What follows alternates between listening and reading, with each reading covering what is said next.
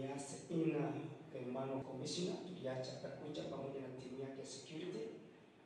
Pastor pia, it is good to vet the people that you are bringing in, sababu sinahitajika.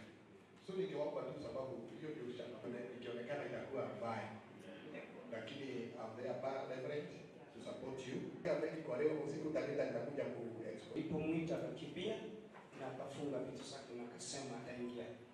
Now kuna I think Gospel Ministries. Hapa Embu kwetu tunajua ya kwamba watoto wetu wanahusiwa madawa ya kulevya, pangi na drugs aina mbalimbali, na tunajua ya kwamba wenye kusupply hizo vitu wanajulikana, na watoto wetu haswa wa university tumeona vile wamekuwa wakikunja hapa sokoni, maana imekuwa siku hizi inauzwa kama peremende, inauzwa kama yani kitu ya kukula.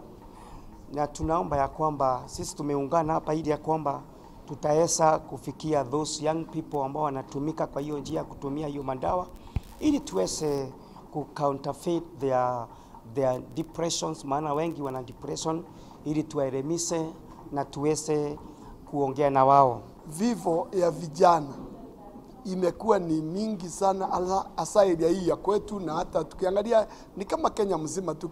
Kitu naona vijana wanaenda ku commit suicide, unapata wanajiua, wanajinyonga, na hilo jambo limetuudhi sana kama wachungaji, ikijulikana ya kwamba sisi ni wazazi, na tukiwa wazazi na tukiwa pia wachungaji pia tunaongoza watoto na wanalika. Mashishi ya wanalika si kitu ambayo inatarajika, maana sisi kama wazazi tunatarajia kwamba mtoto anazaliwa ili akasike baba yake ama mama yake, lakini kuwa tunaenda mashishi ya hawa vijana imetuudhi sana. Kwa hivyo tumejitolea muhanga kama sisi wachungaji, tusunguke katika vyuo, katika mahali, hata tuingie njela, tuongee na wanalika wetu ili wajielewe, waweze hata pia nao kupata sababu ya kuishi, maana ni kwa sababu mtu anachoka kwa maisha ndio sababu anajinyonga.